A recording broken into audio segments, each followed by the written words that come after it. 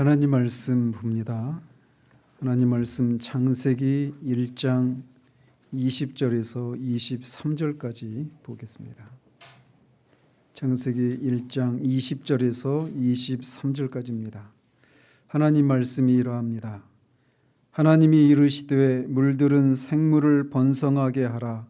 땅 위 하늘의 궁창에는 새가 나르라 하시고 하나님이 큰 바다 짐승들과 물에서 번성하여 움직이는 모든 생물을 그 종류대로 날개 있는 모든 새를 그 종류대로 창조하시니 하나님이 보시기에 좋았더라. 하나님이 그들에게 복을 주시며 이르시되 생육하고 번성하여 여러 바닷물에 충만하라. 새들도 땅에 번성하라 하시니라. 저녁이 되고 아침이 되니 이는 다섯째 날이니라. 아멘.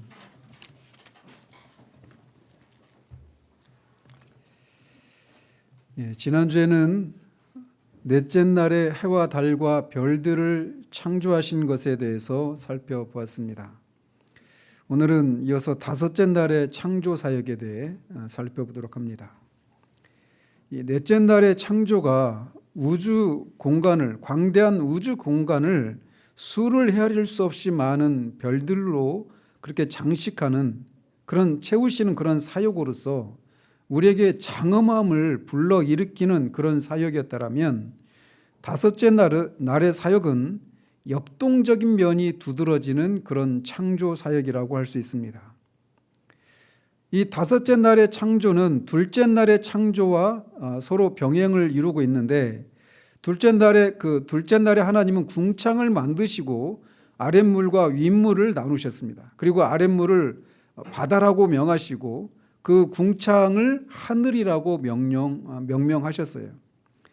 바로 이렇게 구별된 장소에, 물과 또 하늘에 이제 구별된 생명체들을 이제 다섯째 날에 그 비어있는 그 공간을 채우시는 일을 하시는 겁니다. 이 다섯째 날의 창조의 특징은 지구상에 비로소 지각이 있는, 호흡을 하는 생명체가 생겨났다라고 하는 것에 있습니다. 물론 셋째 날 후반부에 하나님께서 마른 땅에 식물들이 나게 하셨죠. 그 식물들도 분명히 유기적인 구조와 생명체적인 그런 조직과 생식하는 그런 의미에서 유기적인 생명체이지만, 이 다섯째 날에 발생하게 되는, 나타나는 생명체와 차이가 있다라면 이 다섯째 날의 생명체들은 지각이 있다는 겁니다. 지각이 있고 살아서 움직이면서 호흡하는 그런 생명체라고 하는 면에서 이 셋째 날에 창조된 생명체인 식물과 차이가 있다라고 할 수가 있습니다. 그래서 하나님은 역시 말씀으로 이 다섯째 날의 창조를 이루시는데, 하나님이 말씀하셔서 물들은 생물을 번성하게 하라라고 명령을 내리십니다. 여기서 말하는 생물이 원어로는 네페시 하야라고 하는 단어입니다. 그런데 이 뜻이 무엇이냐면 살아 움직이면서 호흡하는 생명체라고 하는 의미입니다. 나중에 우리가 그 아담을 창조하실 때도 하나님이 그 코에 흙으로 사람을 빚으시고 그 코에 생명을 넣으셔서 그가 살아있는 생명이 되었다 이렇게 말하잖아요. 그 생명이 네페시 하야입니다. 똑같은 단어예요. 그래서 이제 이 물에 사는 생명체와 이 하늘에 사는 생명체, 그리고 땅 위에 사는 그런 동물들과 인간이 다 똑같이 네페시 하야입니다. 그러나 차이가 있죠. 그들은 다 말씀으로 비워졌지만 인간은 하나님이 호흡을 불어넣으셔서 인간에게는, 다른 동물들에게는 없는 영혼이라고 하는 것이 있다라고 하는 면에서 차이가 있습니다. 그건 이제 다음 주에 우리가 살펴보도록 합니다. 그래서 어쨌든 이 생물이라고 하는 것이 그렇게 네페시 하야라고 하는 단어로서 살아 움직이면서 호흡하는 생명체라고 하는 그런 뜻인데, 그것들이 번성하게 하라라고 말을 하고 있습니다. 이 번성하게 하라라고 하는 단어도 때를 이루게 하라, 혹은 득실거리게 하라, 또는 우글거리게 하라, 이런 뜻입니다. 그리고 시제를 보면 한 번에 이루어지고 그 상황이 종료되는 그런 것이 아니라 진행의 의미가 있는 미완료형이라고 하는 시제가 사용되고 있어요. 그래서 이것은 이렇게 득실거리고 우글거리는 상태가 단회적으로 나타나고 마는 것이 아니라 그 상태가 계속 지속되라 라고 하는 그런 의미로 말씀을 하고 있는 겁니다. 따라서 이것을 원어의 의미를 살려서 다시 번역을 하면, 물들은 살아 움직이면서 호흡하는 생명체들이 때를 이루어 계속해서 우글거리고 득실거리게 해라, 이렇게 명령을 하고 있는 겁니다. 물속에 사는 생명체들은 처음부터 이렇게 때를 이루어 살게 하셨는데, 그런 이유 때문에 물에 사는 생물들은 혼자서 살지 않고 때를 지어서 살게 된 것입니다. 이렇게 하나님께서는 물속에 사는 생명체들을 창조하시되 우글거린다라고 그렇게 표현할 수 있을 정도로 풍성하게 창조하셨고, 또 그런 상태가 계속 지속되도록 하셨던 것입니다. 그래서 그 명령에 따라 아무것도 없는 바닷속에 움직이면서 호흡하는 수를 헤아릴 수 없는 다양한 종류의 물고기들이 그 바다 공간을 채워나가기 시작하는 겁니다. 아무것도 없는 곳에. 그리고 또 말씀하시기를 땅 위에 하늘의 궁창에는 새가 나르라 라고 말씀하십니다. 이 우리말에는 그냥 새가 이렇게 되어 있지만 원어로는 복수로 되어 있습니다. 그래서 새들이 나르라 이렇게 되어 있어요. 이 말씀도 같은 날 말씀하신 것입니다. 그리고 이 하늘의 궁창에는 새들이 나르라 라고 말씀하셨는데, 이 하늘의 궁창 앞에 보면 땅 위에 하늘의 궁창에 이렇게 말을 하고 있습니다. 즉 이 말은 비록 새들이 하늘을 날아다니지만 그들의 거처가 땅 표면이 될 것임을 시사해 주고 있는 겁니다. 그래서 그 23절에도 보면, 그 22절에도 보면 땅 위에 새들이 생겨났다, 종류대로 생겨났다라고 말을 하고 있는 것이죠. 땅에 살고 있는 우리 인간들에게 바다와 공중은 무서운 곳입니다. 그런데 이 공간에 살아 움직이고 호흡하는 물고기들이 헤엄을 치고 새들이 날아다니도록 하심으로써 지구의 빈 곳이 없이 모든 영역이 다 생명체들로 채워지도록 명령을 하신 것입니다. 이것은 말씀으로 하나님이 이렇게 물과 공중에 명령을 내리심으로 그 각각의 공간에 맞는 생명체들이 자신의 자리를 찾아 들어가게 된 것입니다. 21절에 보면 하나님이 큰 바다 짐승들과 물에서 번성하여 움직이는 모든 생물을 그 종류대로 창조하셨다라고 말하고 있습니다. 여기서 말하는 큰 바다 짐승들이라고 하는 단어가 원어로는 용이나 악어나 뱀과 같은 뜻으로 번역되는 하타님이라고 하는 단어와 또 크다, 강하다, 존귀하다, 강대하다라고 하는 뜻의 이 학개돌림이라고 하는 단어가 조합된 단어입니다. 그래서 이것은 오늘날의 이 바다에 살고 있는 덩치가 큰 고래나 상어나 악어나 이런 것을 일차적으로는 가리키고 있고, 말씀드린 것처럼 이 창세기 1차 청중이 출애굽을 하고 넘어온 이스라엘 백성입니다. 당시 이스라엘 백성들 뿐만 아니라 근동에 있는 모든 사람들이 큰 바다에 살고 있는 큰 짐승들을 신으로, 어떤 위대하고 존귀한 그런 존귀한 존재로 생각해서 그것들을 신으로 섬기고 있는 것들이 널리 퍼져 있는 상황 가운데 있었던 것을 우리가 기억할 필요가 있습니다. 그런 상황에서 하나님께서 큰 바다 짐승들도 하나님이 창조한 피조물에 불과하다라고 하는 것을 일깨우고 계신 거예요. 지금도 여전히 바다 사람들은 이런 미신들을 믿고 있습니다. 그래서 바다에 있는 어떤 자신의 능력을 초월한 어떤 존재들을 섬기고 그렇게 그들의 비유를 상하게 하지 않으려고 하는 그런 모습들을 보인단 말이죠. 그런데 그런 것들마저도 하나님이 지음받은, 없었던 적이 있었던 피조물에 불과하다라고 하는 것을 말해주고 있는 거예요. 특별히 여기에서 하나님은 물에서 번성하여 움직이는 모든 생물을 그 종류대로 창조하셨다라고 말씀하고 있습니다. 마찬가지로 날개 있는 모든 새도 그 종류대로 창조하셨다라고 말하고 있습니다. 즉 하나님은 장차 이 바다에 살게 될 어떤 그 다양한 그런 생명체들로 진화할 수 있는 원시 수중 생명체를 만드셨다라고 말씀하고 계시지 않고 처음부터 바다에 사는, 물에 사는 그 각종 다양한 생명체들을 그 종류대로 창조하셨다라고 말씀하고 있어요. 새들 역시 마찬가지입니다. 하나님이 이렇게 명령하시자 텅 비어있던 바다에 수를 헤아릴 수 없는 숫자와 다양한 물고기들이 때를 지어서 그 빈 공간을 채우게 되었습니다. 그리고 텅 빈 하늘도 역시 각종 다양한 새들로 가득하게 되는 일들이 생겨나게 된 것입니다.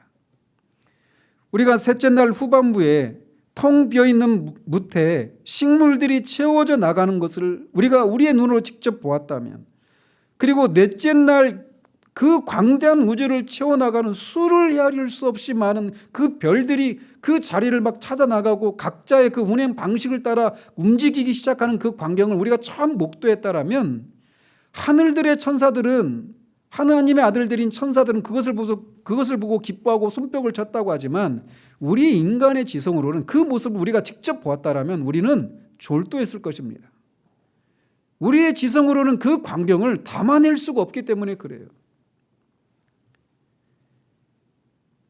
그런데 다섯째 날의 창조는 그것보다 더욱 놀라운 것들이라고 할 수 있습니다. 왜냐하면 처음에도 말씀드린 것처럼 이 다섯째 날의 이 생명체들은 지각이 있는 것들이기 때문에 그래요. 식물과 이 별들은 지각이 없는 피조물들입니다. 그래서 식물들끼리는 서로 어떤 소통을 할 수가 없어요. 그런데 바다에 사는 물고기들, 그 수중 생명체들, 또 하늘에 있는 새들은 서로 소통을 할 수 있습니다.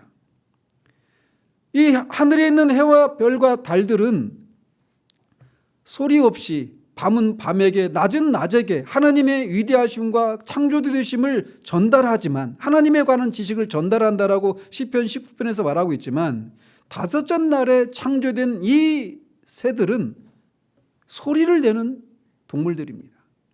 지금까지 이 지구에는 어떤 소리도 들리지 않았는데 이 다섯째 날에 새가 창조됨으로써 이 공중에 한 번도 들리지 않았던 각종 다양한 소리의 이 소리들이 지구 공간을 채우게 된 것입니다. 그 모습을 한번 상상을 해보십시오. 아무것도 없는 공간에 여러분이 지금 이사하신 집사님 계신데 그 텅 빈 집에 물건들을 하나하나 그 자리를 채워갈 때, 그 있어야 될 공간에 있어야 될 물건들이 채워져 갈 때 거기서 어떤 기쁨이 있고 뭔가 이렇게 만족이 있고 그렇잖아요. 그런데 그것을 확대해 보십시오. 이 넓은 이 지구 공간에 아무것도 없었던 바닷속에 물고기들이 각종 색깔과 각종 모양과 각종 크기의 그 모든 수중 생명체들이 그 공간을 다 자기의 자리를 찾아 들어가는 겁니다. 지표면에 있는 것들, 더 깊은 바다, 심에 들어가는 것들, 이 모든 것들이 다 자기 자리를 찾아가는 거예요. 공중에도 마찬가지입니다. 어마어마한 일들이 이 다섯째 날에 이루어지게 된 것입니다. 그리고 하나님은 모든 이 예술 작가나 소설가들이 자신이 만든 그 작품을 감상하면서 스스로 만족을 느끼는 것처럼 이 다섯째 날에도 하나님은 물고기와 이 새들을 창조하시고 하나님 보시기에 좋았다라고 성경은 우리에게 말해주고 있습니다. 한편 하나님께서 이렇게 물고기나 새들을 그 종류대로 창조하셨다라고 하는 이 말은 다시 한번 말씀드리지만 진화론의 진화론과 성경이 같이 할 수 없다라고 하는 것을 우리에게 말해주고 있습니다. 성경은 처음부터 물고기와 새들이 각각 그 종류대로 지음을 받았다라고 말함으로써 진화론자들이 말하는 것처럼 하등한 존재에서 점차 고등한 종으로 진화해서 이렇게 오늘날의 다양한 생명체가 되었다라고 말하고 있는 것과 궤를 달리하고 있는 것을 우리에게 말해주고 있습니다. 따라서 성경이 말하는 대로 믿을 것인지 아니면 진화론이 말하는 것을 믿을 것인지 둘 중에 하나인 것입니다. 둘은 같이 병행할 수가 없는 거예요. 진화론자들은 새나 물고기들이 아메바와 같은 하등한 생명체에서 이것도 어떻게 생겨났는지 그들은 설명을 못해요. 그렇지만 100번 양보해서 그렇게 처음에 아메바와 같은 단순한 세포로부터 생명체가 시작되었다고 말하자고요. 그런데 그런 것들이 우연히 자연 선택의 과정과 돌연변이를 통해서 점차 고등한 생명체들로 진화해 갔다라고 주장을 합니다. 그런데 이것이 얼마나 터무니없는 주장인지 생각을 못한다라는 거예요. 인간이 만들어낸 현대의 가장 복잡한 기계는 우주 왕복선이라고 할 수 있어요. 우주 왕복선만큼 더 복잡하고 정교한 기기는 아직까지는 없습니다. 그런데 그 우주 왕복선이 어느 날 고철덩어리가 하나 있었는데 이것이 공중으로 날려고 우주 공간으로 뛰어오르려고 계속 시도하다가 점점 거기에 뭔가 덧붙여지고 그러다가 결국은 수십억 년의 그런 실패의 과정을 통해서 결국은 오늘날의 그 우주 공간에 날아갈 수 있는 우주 왕복선이 되었다 이렇게 말한다라면 그 사람은 흰집으로 보내야 될 거예요. 어느 누구도 그런 정교한 우주 왕복선이 우연히 만들어졌다라고 말할 수가 없어요. 그런데 이 바닷속에 있는 물고기나 하늘에 있는 새는 우주 왕복선보다 훨씬 더 정교하고 복잡한 그런 유전자 정보, DNA를 가지고 있단 말이에요. 그래서 그 가장 작은 물고기나 하늘에 사는 새들 중 어떤 것이라 하더라도 그들의 행동 양식과 생존 방식을 조금만 살펴보면 그런 것들이 그렇게 정교하고 그렇게 신비한 기이한 방식으로 그렇게 행동하고 생존을 유지해 나가는 그런 것들을 보면서 저런 것들이 정말 어떻게 우연히 생겨났다라고 말하는 것은 터무니없는 것이란 말이에요. 예를 들면 여러분 그 물총고기라고 하는 물고기가 있습니다. 말 그대로 물총을 쏘는 고기예요. 그래서 물 속에 사는 그 물고기인데 이 물 밖에 있는 그 풀이나 나뭇가지에 그 앉아 있는 벌레나 곤충을 물을 쏘아서 잡아먹는 거예요. 떨어뜨려서 잡아먹는 거예요. 근데 한 1.5m 정도 거리까지 정확하답니다. 쏘면 다 맞고 떨어진대요. 물총을 쏴가지고. 그런데 여러분 그 물속에 물이 담겨있는 대야에 젓가락이나 막대기 집어넣으면 어떻게 보여요? 막대기가 구부러져 보이죠. 빛의 굴절 현상 때문에 그러는 거예요. 근데 물총고기가 물속에서 물 밖에 있는 곤충을 보면 그런 빛의 굴절 때문에 우리 눈으로 보기에는 그렇게 굽어져 보이지만 사실 굽어져 있지 않잖아요. 그래서 이게 이 동전 크기도 그렇죠. 동전도 집어넣으면 어때 물체가 실제 크기보다 훨씬 크게 보이죠. 훨씬 크게 보이고 구부러져 보인단 말이에요. 그게 빛의 굴절 때문에 그래요. 그래서 우리가 보는 것과 실제 물질의 크기나 그 위치가 정확하지가 않아요. 그런데 물총고기도 마찬가지예요. 물속에서 물 밖에 있는 곤충을 잡을 때 그 물총의 그 벌레 곤충의 크기나 위치가 정확하지가 않아요. 진화론자들이 그것을 어떻게 설명하느냐? 이 물총고기가 있는데 계속 그거를 쏘는 거예요. 저기 있는 줄 알고 쐈는데 또 어느 정도 크기인 줄 알고 그 물총의 그 위력이나 이런 것도 다 쏘았는데 계속 안 맞는 거예요. 그거를 계속 반복하는 거죠. 마치 이 기린의 목이 왜 기냐라고 설명을 할 때 그들이 원래 기린의 목이 처음부터 길지 않았다 이렇게 얘기하잖아요. 그러면서 점점 이 먹을 나뭇잎이 없어지니까 이제 높은 나무에 달려있는 그 잎사귀는 먹는 동물이 없어서 그거를 따먹으려고 자꾸 목을 길이밖에 느리다가 이렇게 목이 길어졌다 이렇게 설명하잖아요. 그 환경에 적응하려고 하면서 점점 오늘날 보는 그런 모습으로 진화되었다 이렇게 설명한단 말이에요. 그런 논리를 물총고기에 적용해서 설명하면 그렇게 설명하는 거예요. 계속 물총을 쏘아댔는데 자꾸 실패하는 거예요. 아주 막 수학 계산했겠죠. 그래가지고 수십억 년의 과정을 거쳐가지고 다 다른 물총고기들은 다 실패했는데 어떤 물총고기가 돌연변이 물총고기가 나온 거예요. 그래가지고 그 빛의 굴절을 정확하게 계산하고 물 밖에 있는 곤충을 떨어뜨리는 겁니다. 성공을 한 거예요. 한 번도 성공을 못했는데 돌연변이 물총고기가 나온 겁니다. 그리고 그것이 결국은 적자 생존을 통해서 이게 점점 이제 그런 것들을 할 수 있는 그런 물총고기가 되었다. 이게 진화론자들이 설명하는 방식이에요. 그런데 성경은 뭐라고 말을 하냐면 물총고기는 원래 그렇게 내가 만들었어 이렇게 말씀하신단 말이에요. 어느 것이 더 합리적인가 생각을 해야 된다. 생각을 해보면 너무 분명하지 않습니까? 여러분 해마라고 하는 수중생물이 있어요. 해마. 말 그대로 이 바다에 사는 말 모양의 조그만 그 생명체죠. 그런데 대부분 이 수중에 사는 생명체들은 그 짝짓기를 통해서 암컷과 수컷의 짝짓기를 통해서 암컷의 자궁에 알을 낳고 암컷이 품고 그 알을 이렇게 이제 부화시켜서 해마가 나오는 거예요. 그렇게 나오는 거예요, 다들. 그런데 해마는 반대랍니다. 암컷이 이 수컷의 이 자궁에 해당되는 그 주머니에다가 알을 낳는데요.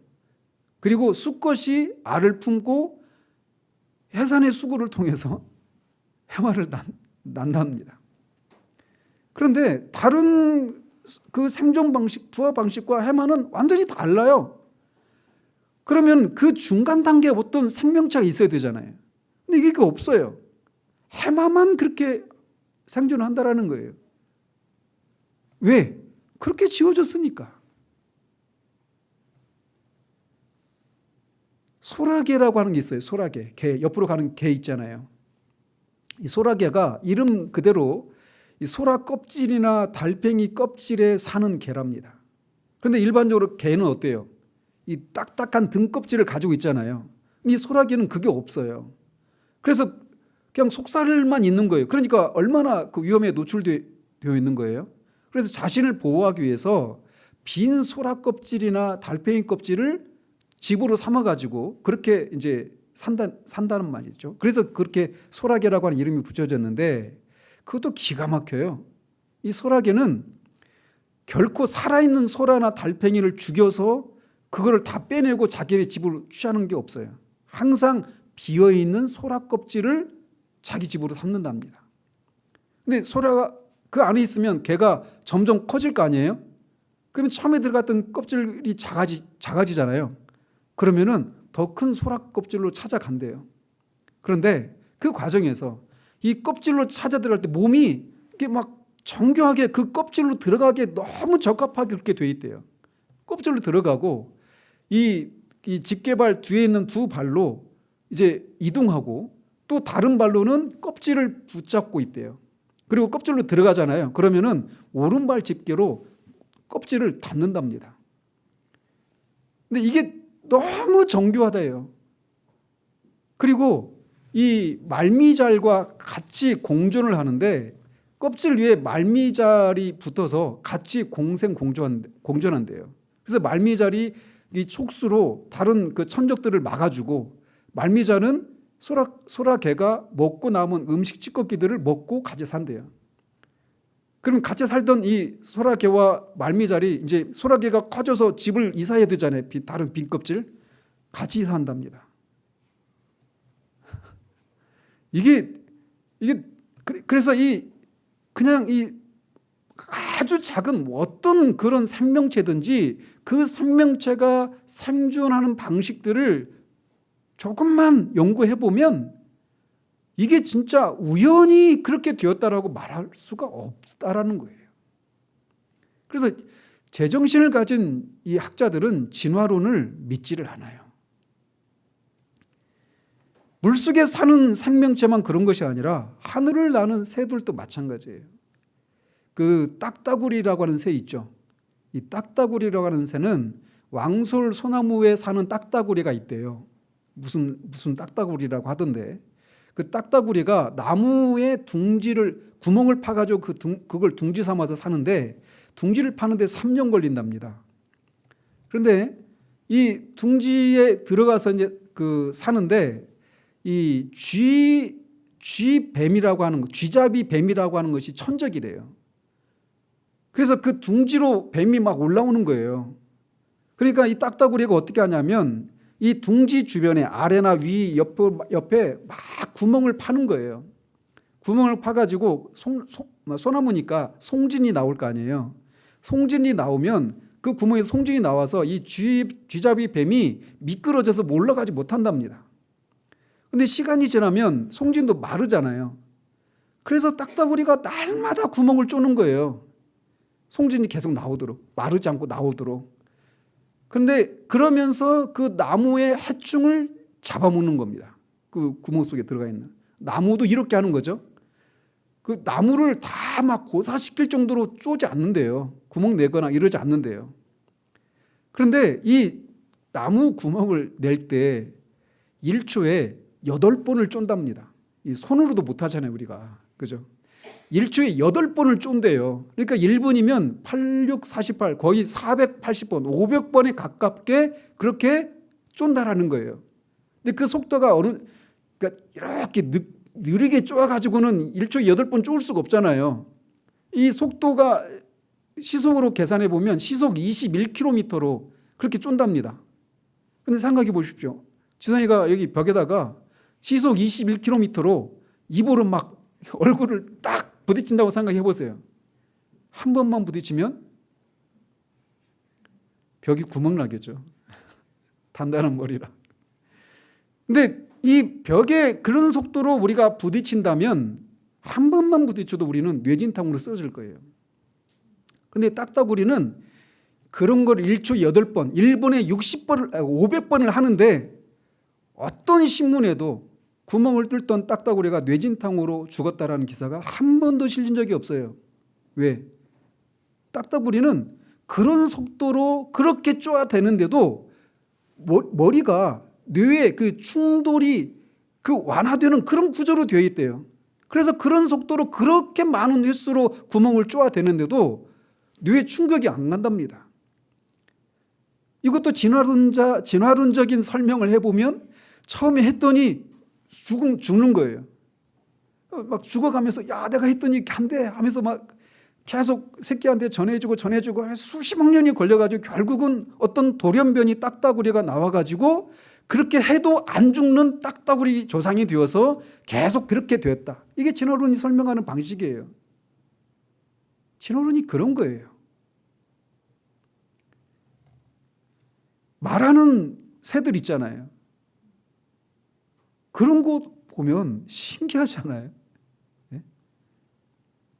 그러니까 어떤 종류의 새든지 어떤 종류의 물고기든지 그들이 살아가는 그런 삶의 그 양식들, 행동 양식들을 관찰해 보면 이것이 결코 오랜 세월의 시행착오와 적자 생존과 돌연변이라고 하는 과정을 통해 우연히 지금 우리가 이렇게 살아있는 그런 생명체가 되었다라고 말하는 것은 있을 수가 없는 거예요.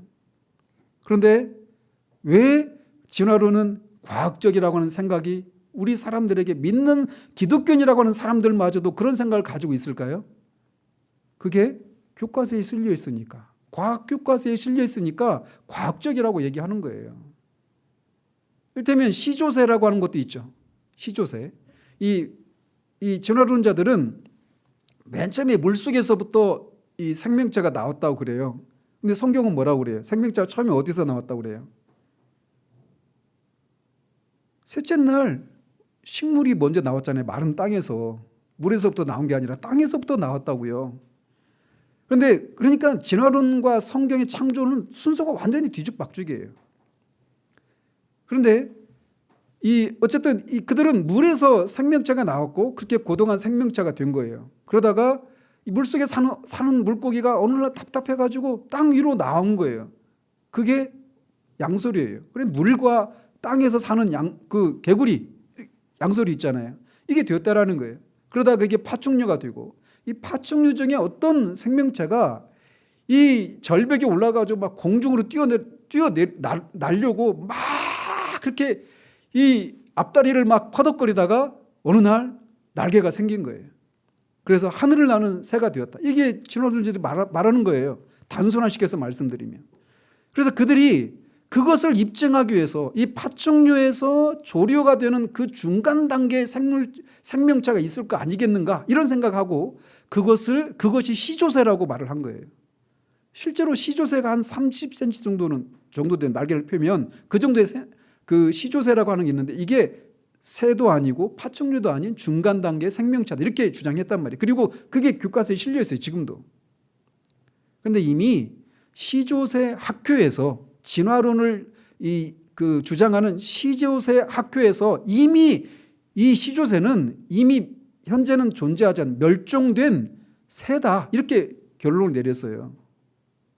그런데도 여전히 교과서에 실려 있으니까 그게 중간 단계의 생명체라고 믿고 있는 거죠.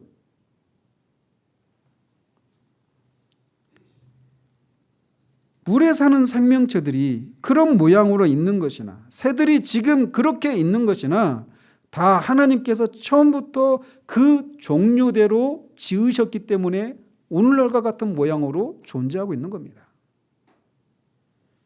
참새가 제비가 되는 일은 결코 일어나지 않아요. 참새는 언제나 참새입니다. 딱따구리가 알바스토로가 되는 그런 일은 일어날 수가 없어요. 각각 그 종류대로 처음부터 지금까지 그렇게 지음을 받았을 뿐입니다. 우주왕복선은 그렇게 복잡하고 정교한 우주왕복선은 반드시 만든 사람이 있다. 그리고 그 만든 사람도 그냥 아무런 지식이 없는 존재가 아니라 아주 뛰어난 과학적인 지식을 가지고 있는 사람이 만들었다라고 모든 사람이 다 그대로 믿습니다. 그죠? 그런데 그것보다 훨씬 정교하고 복잡한 그런 생명체들은 우연히 그렇게 만들어졌다, 생겨났다라고 믿는 것은 아무도 문제 제기를 하지 않아요. 이성적으로 생각하면 도무지 믿을 수가 없는데 그렇다면 왜 그런 일이 일어날까요? 그것은 영적인 문제입니다. 대표적인 현대 진화론자 중에 한 사람인 리처드 도킨스라고 하는 옥스퍼드 대학의 철학 교수가 있어요. 그 사람은 과학자가 아닙니다. 그런데 그 사람이 만들어진 신이라고 하는 책을 냈어요. 그래서 그것을 통해서 진화론을 막 이제 옹호하는 거죠. 그러면서 거기서 뭐라고 말을 하느냐면 구약의 하나님은 모든 소설의 인물 중 가장 불쾌하죠. 시기, 교만, 좀스럽고 불의하고 용서 못하는 잔소리꾼이죠. 사악하고 피를 좋아하고 인종학살자의 여성 혐오자, 동성 혐오자, 인종차별 학살자, 독소적, 과대망상, 변태 성욕에 변덕이 심한 만성 폭력적인 깡패입니다. 진화론이 왜 그렇게 진화론을 주장하는지 이 사람이 고스란히 말해주고 있는 거예요. 하나님에 대한 그의 이 독설에서도 알 수 있듯이 진화론은 이 세계에서 하나님을 쫓아냄으로써 하나님에 대한 피조물로서의 도덕적인 책임을 회피하고자 하는 그런 영적인 도발에 불과하다는 겁니다. 그래서 진화론의 결말은 뭐냐? 하나님은 없다. 죽은 다음에 또 다른 삶이란 없다. 그리고 어떤 궁극적인 우리가 살아야 될 삶의 목적, 이렇게 저렇게 살아야 되는 삶의 목적도 없다. 인간에게는 어떤 자유의지도 없다. 이것이 그냥 인간은 우주의 먼지에 불과한 우연한 존재에 불과하다라는 거예요. 그러니 삶의 목적도 없죠. 허무하고 염세주의, 그냥 방탕한 삶을 먹고 마시자라고 하는 그런 삶으로 이어지게 된다라는 거예요. 그러나 성경은 새들도 물고기들도 하나님이 지으셨다라고 말을 하고 있어요. 22절에 보면 하나님은 그들에게 복을 주셨다라고 말합니다. 지금까지 하나님이 창조하셨지만 그 지어진 그 존재 피조물들을 향해서 복을 주셨다라고 하는 말씀은 없었다가 이제 처음으로 그들에게 복을 주셨다라고 이 다섯째 날에 창조된 피조물들에게 그렇게 복을 주셨다라고 말을 하고 있습니다. 성경에 기록된 하나님께서 복을 주셨다라고 하는 것은 대개 자녀의 번성과 연관된 것입니다. 즉 하나님의 창조의 과정 중 특별히 애정을 기울인 생명체에게 그 생명의 보존과 아울러 증식을 통한 종족 보존을 하게 하심으로써 하나님이 사랑하는 생명체에 대한 계속적인 사랑을 약속하고 있는 것이라고도 할 수 있어요. 말씀드린 것처럼 이 창조 사역 중에 생명 자체는 사람에게 환희를 주는 것입니다. 그리고 큰 기쁨을 더욱 크게 하는 복이에요. 따라서 오늘날도 우리가 결혼해서 그 사이에서 한 생명체가 나오고 그래서 가족을 이루고 종족을 이루고 민족을 이루는 이 생명의 보존과 증식과 관련해서 이것이 다 하나님의 특별하신 은혜임을 우리가 기억할 필요가 있는 겁니다. 하나님께서 그들에게 내리신 복은 생육하고 번성해서 물에 사는 생명체와 새들이 바닷물과 땅에 번성하라라고 하는 것이었습니다. 하나님께서는 한번 생명을 창조하신 후에 그것을 그냥 내버려 두신 것이 아니라 계속해서 그 생명이 보존되고 번식될 수 있도록 이렇게 복을 주신 것입니다. 따라서 모든 생물들은 이런 하나님의 복에 근거해서 제각기 독특한 방법으로 종족을 보존하고 번식시키고 있는 겁니다. 그것이 가능한 것은 하나님이 그렇게 그들에게 복을 주셨기 때문에 그래요. 이것은 우리도 마찬가지죠.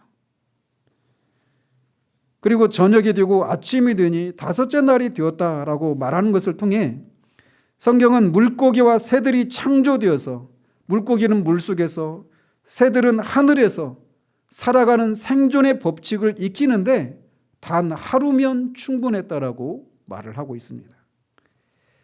오랜 세월에 걸쳐서 없었던 종들이 진화의 과정을 통해서 하나씩 생겨났다고 말하고 있지 않아요. 진화론에 입각한 지질학자들과 생물학자들마저도 그들이 소위 그들이 지층을 구분했는데 캄브리아기라고 하는 이 지질층에 갑자기 생명체들이 막 폭발적으로 이렇게 생겨났다라고 하는 것을 부정할 수가 없습니다.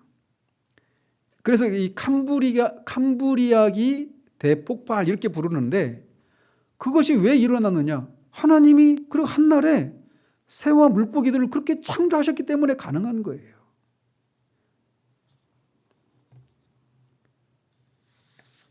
이렇게 하나님은 바다에, 여기서 바다만 언급하고 있지만 강이나 뭐 연물, 호수나 이런 물속에 사는 생물을 다 만드셨다고 봐야 합니다.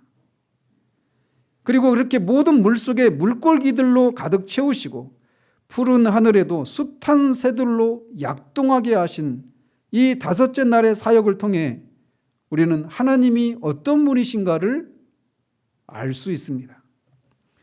하나님이 창조를 통해서 하나님이 어떤 분이신가를 알 수 있도록 우리에게 계시해 주신 것을 일반 계시라고 하는데 이 다섯째 날의 사역을 통해서도 우리는 그 창조 사역을 통해 하나님이 어떤 분이신가를 알 수가 있게 돼요. 왜냐하면 모든 작품은 그것을 만든 작가가 어떤 존재인가를 반영해 주고 있기 때문에 그렇습니다. 그런 관점에서 볼 때 하나님께서 이렇게 이 물고기와 새들을 각 그 종류대로 다양하게 지으셨다라고 하는 것을 통해 하나님은 이 당신이 지은 세상에 무한히 주시고자 하셨던 풍요로움과 아름다움과 기쁨과 생명력 등을 가장 선명하게 보여주고 있다라고 말할 수 있습니다.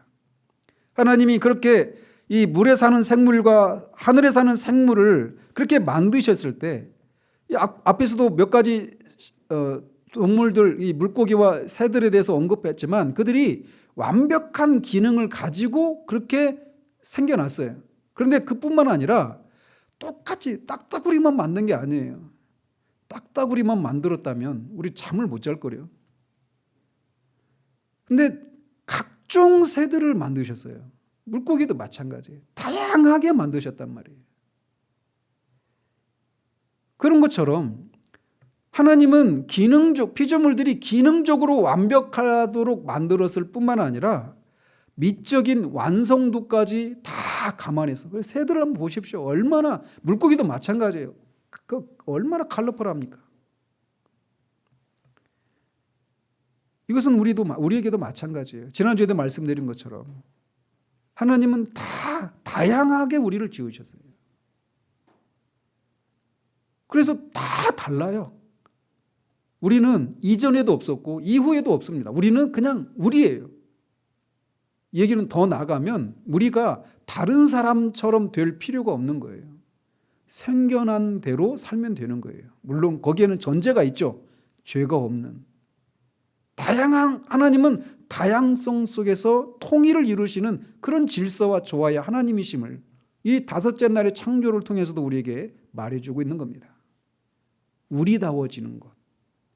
내가 다른 사람처럼 되어질 필요가 없는 거예요.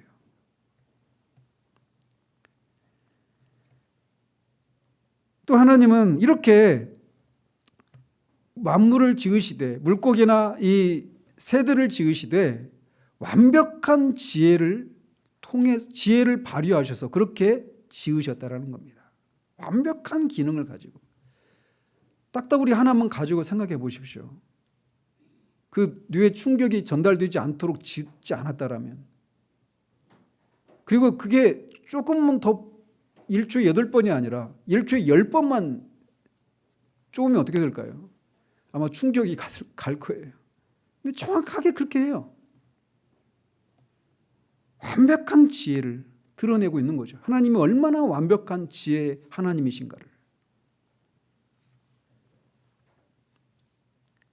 그런데 하나님이 이렇게 창조를 하신 것은 결국은 이 창조의 백미인 인간을 위해서 이 모든 것들을 짓고 계시다라는 겁니다. 그리고 그 순서는 너무 정확해요. 이 진화론자들이 말하는 것처럼 무질서하지 않아요. 처음부터 질서와 조화 있게 창조하셨어요. 모든 재료들과 공간을 만드시고 빛을 만드셔서 이 이후에 생겨나게 될 그 모든 이 물질들이 활성화될 수 있도록, 그래서 그 원래 그 존재 본질의 그 독특함을 드러내고 활성화될 수 있도록 먼저 빛을 만드신 거예요. 그리고 지구를 정비하시는데 공간을 만드시죠.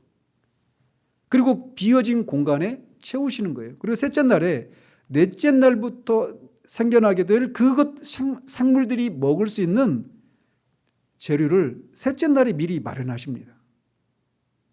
그리고 다섯째 날까지 하시고 여섯째 날에 동물과 인간에게 필요한 것들을 모두 완벽하게 갖추시는 거예요. 질서 있게 하시는 겁니다. 그 작업을. 또 하나님이 지으신 이 세상의 풍요로움과 그 안에 있는 모든 생명체들의 그 역동적인 것은 하나님 안에 있는 복과 생명의 무궁함과 역동성을 우리에게 시사해 줍니다. 이 얘기는 우리가 예수 그리스도를 믿어서 구원을 받은 사람들이 누리게 될 그 구원의 풍성함이 얼마나 다양하고 담이 없는 그런 무궁한 것들인가를 우리에게 말해주고 있는 거예요. 하나님은 결코 단조로운 하나님이 아니십니다. 하나님은 심플하신 분이시지만 단조로운 분이 아니셔요. 그래서 예수 그리스도를 통해서 우리가 구원을 받게 되면 그 구원의 은혜 안에는 단지 죄의 용서를 받고 지옥에 안 가고 천국에 가는 것으로 끝나지 않아요. 하나님이 그리스도를 통해서 우리에게 마련해 주신 그 구원의 은혜는 다함이 없고 수를 헤아릴 수 없는 풍성함이 있다라고 하는 것을, 이 생물의 다양함과 그 다양한 생물체들의 그 완벽한 기능과 그들의 작동하는 그 생명체들의 그 역동성 속에서 우리가 그런 것들을 교훈받을 수 있다는 겁니다. 하나님이 이렇게 피조물들을 만드실 때는 아무런 목적이 없이 만드시는 것이 아니라고 성경은 말합니다. 잠언 16장 4절에 보면 여호와께서 온갖 것을 그 쓰임에 적당하게 지으셨나니 악인도 악한 날에 적당하게 하셨느니라 라고 말합니다. 온갖 것을 그 쓰임에 적당하게 만드셨다라고 말하고 있어요. 물고기와 새들도 다 쓰임에 적당하게 만드셨다는 겁니다. 심지어 악인들마저도 악한 날에 쓰기 위해서 그렇게 지으셨다라고 말을 하고 있어요. 왜 히틀러 같은 악인을, 왜 김일성 같은 악인을 만드셨지? 그 악한 날에 쓰기에 어떤 목적을 위해서 그런 악한 존재들도 만드셨다라는 거예요. 그렇다면 하물며 우리는 어떨까요? 하나님은 우리를 지으실 때 목적을 가지고 지으신 거예요. 어떤 목적도 없는, 살아야 할 이유가 없는 그런 인간은 없습니다. 장애가 있는 아이든지 장애가 없는 건강한 사람이든지 이제 갓 태어난 아이든지 생명의 호흡이 누릴 날이 얼마 남지 않은 노인도 다 목적이 있어요. 우리에게 생명이 있는 한, 호흡이 붙어 있는 한 우리에게는 그 쓰임에 합당한 목적이 다 있는 겁니다. 창조는 우리에게 그것을 교훈해 줘요. 그러면 이 물고기들이나 이 새들이 무엇을 위해, 어떤 것에 쓰이기 위해서 지음을 받았는가? 궁극적으로는 인간을 섬기도록 하는 거예요. 그리고 그 인간이 그것을 다스리는 것을 통해 창조주 하나님을 섬기도록 지음을 받은 겁니다. 그래서 실제로 성경에 보면 새들이 인간을 섬기는 그런 경우들이, 신뢰들이 있죠. 그죠? 엘리야 같은 선지자 같은 경우도 물과 고기를, 떡과 물과 고기를 날마다 3년 반 동안 먹잖아요. 가물어 있는 상황 가운데 누구를 통해? 까마귀를 통해.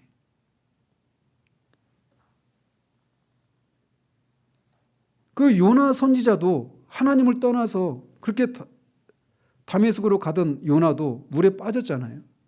근데 그 요나가 안 죽죠. 왜? 하나님이 준비하신 큰 물고기 뱃속에 들어가서 3일 동안 지내잖아요. 물고기를 하나님이 그렇게 인간을 섬기도록 그 과정을 통해 하나님의 구속사의 일부분을 장식하는, 그런데 물고기도 사용하십니다. 따라서 이렇게 이 물고기나 새들은 인간을 섬기도록 지음을 받은 존재예요. 그러니 그런 것들이 인간의 섬김이 대상이 되어서는 안 되는 것이죠.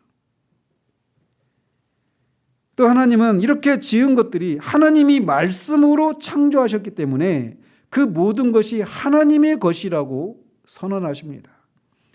이를테면 시편 50편 9절 12절에 보면 내가 네 집에서 수소나 네 우리에서 숫 염소를 가져가지 아니하리니 이는 삼림의 짐승들과 뭇산의 가축이 다 내 것이며 산의 모든 새들도 내가 아는 것이며 들의 짐승도 내 것이미로다.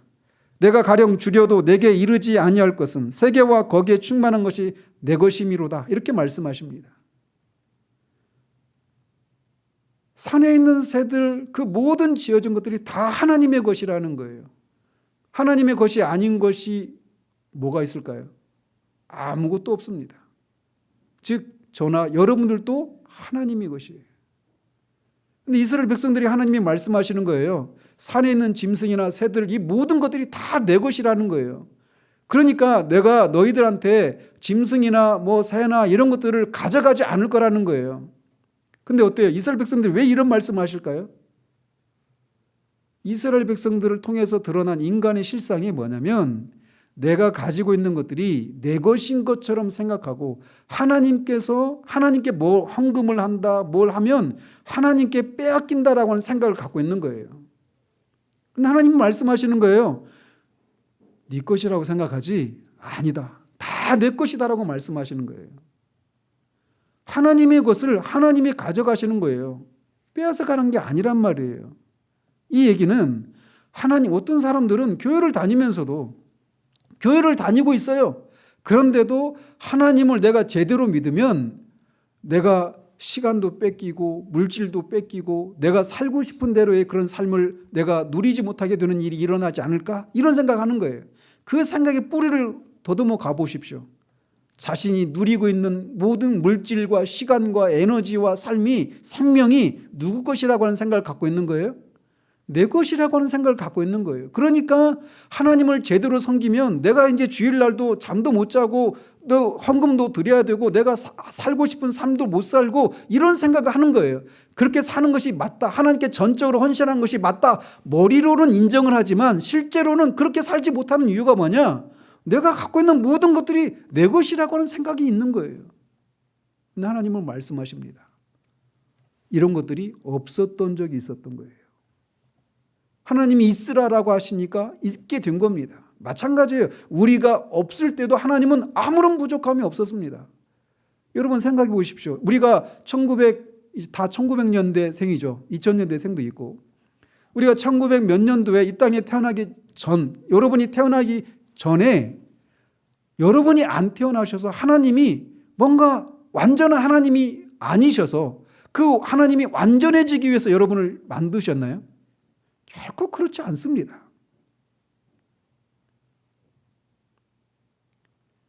우리가 없을 때에도 그리고 우리가 이 땅을 떠날 때에도 하나님은 부족함이 하나도 없으신 완전하신 하나님이셔요. 근데 그 하나님에 의해서 모든 것이 지어졌다라고 말하고 있어요. 그래서 그 모든 것에 대한 소유권이 하나님께 있다라고 말한단 말이에요.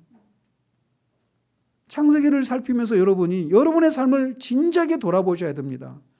저도 그런 시간을 보냈거든요. 교회를 다니면서도 교회를 다니고 있었어요. 그리고 하나님께 내가 이렇게 살면 안 되고 전적으로 헌신된 삶을 살아야 된다. 이거를 동의하기까지 했어요. 그런데 여전히 마음 가운데 한켠에 그게 남아있는 겁니다. 내가 하나님께 전적으로 헌신하면 내가 가지고 있는 것들을 빼앗길지도 모른다라고 하는, 저는 그걸 상실에 대한 두려움이라고 표현하는데 그런 상실에 대한 두려움이 다 있는 거예요. 근데 그 생각이 뿌리를 들어가 보면 내 인생은 내 것이라는 것, 그런 생각이 자리하고 있는 겁니다. 그러나 기억하십시오. 산과 들과 하늘에 있는 그 모든 것이 다 하나님의 것이라고 말하고 있다는 사실이에요. 성경은 이렇게 하나님이 물고기들과 새들을 창조하셨는데 그냥 창조하시고 그들이 살아가는 그런 생명의 원리를 따라서 그냥 살다가 그들의 호흡이 끊어지면 그냥 사라지게 만드셨다라고 말하지 않습니다.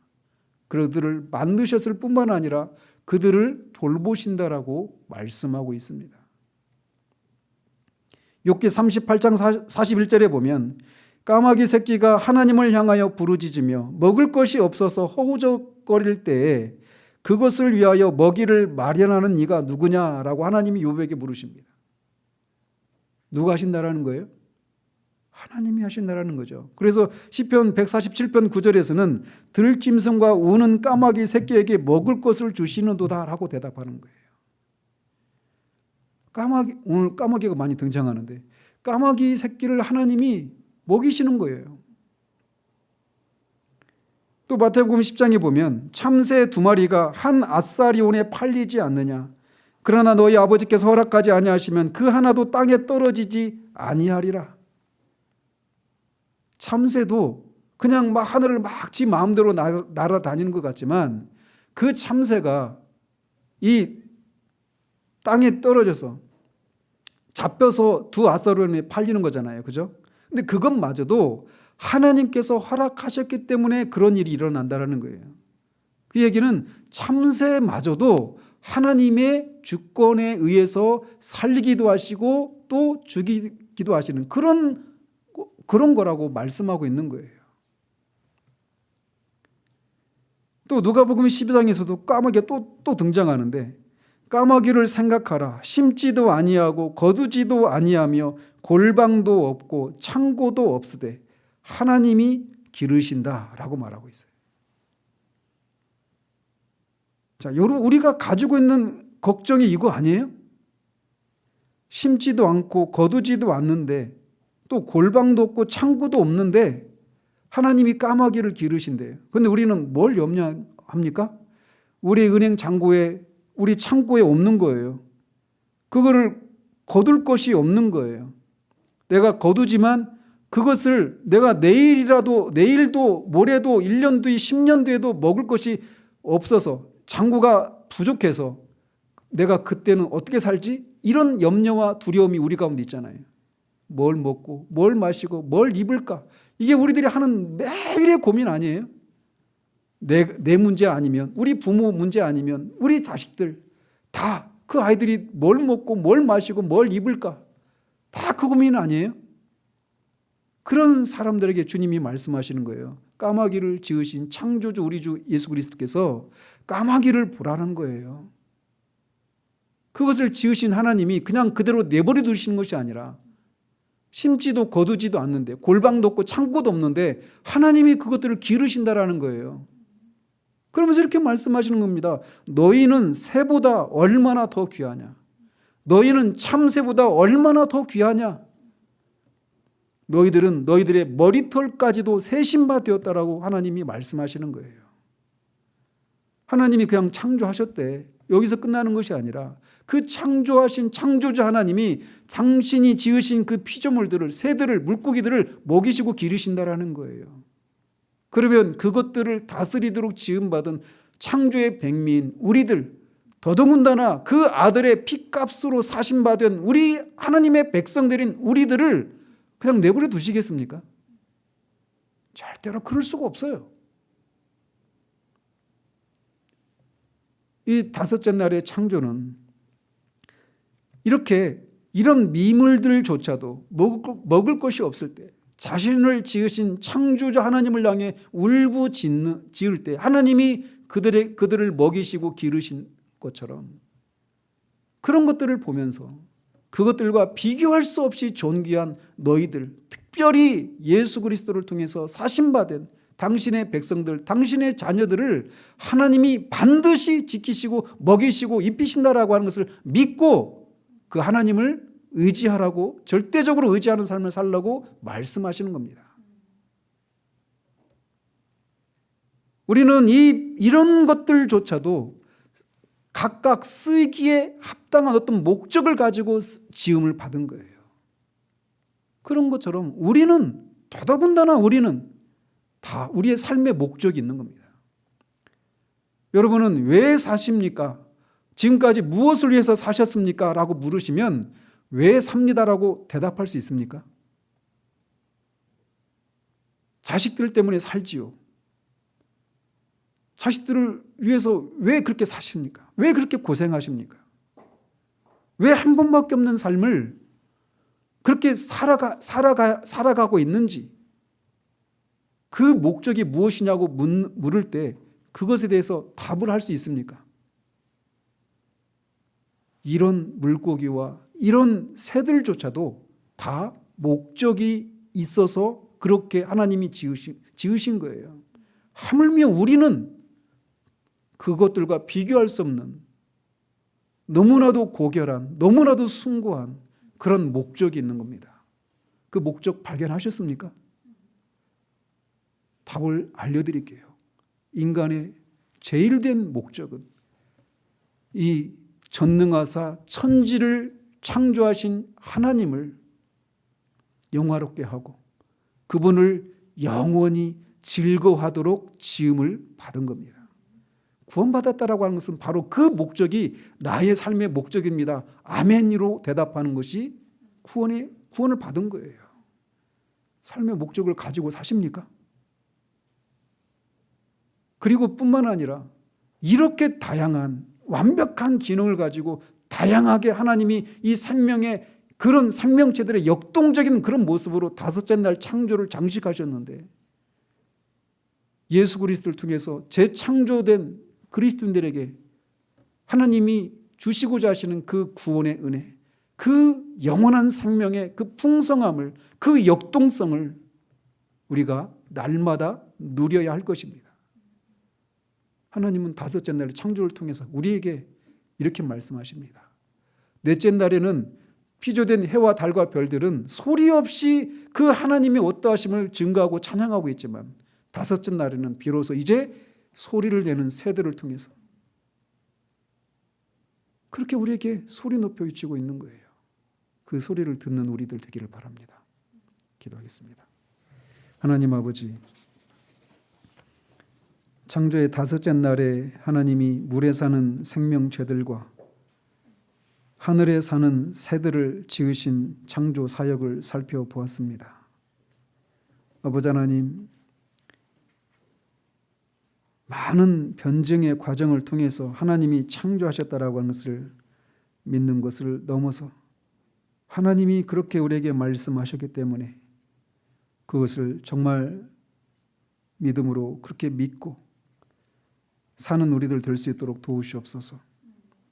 또 이 다섯째 날에 물고기와 새들의 창조를 통해서 우리에게 교훈하고 있는 그 영적인 진리들을 하나님 우리가 바르게 알고 하나님 이 미물들조차도 다 목적을 가지고 지음을 받은 것처럼 그거가 비교도 될 수 없는 우리를 향해서도 하나님이 목적을, 하나님의 뜻을 가지고 계심을 우리가 알 수 있도록 도우시고 그 뜻을 발견하고 그 뜻에 따라 살아가는 우리들 될 수 있도록 주님 도와주시옵소서.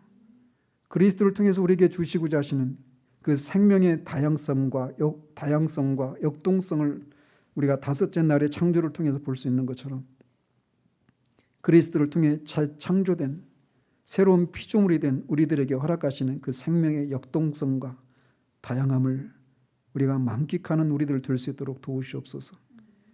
소리를 내는 새들이 창조주 하나님의 어떠하심을 소리 높여 자신의 그 목소리를 따라 자신의 방식을 따라 그렇게 노래하는 것처럼 우리도 우리에게 주어진 재능을 따라 우리에게 주어진 그 탤런트를 따라 하나님을 높이고 찬양하는 그런 우리들 될 수 있도록 도우시기를 원합니다.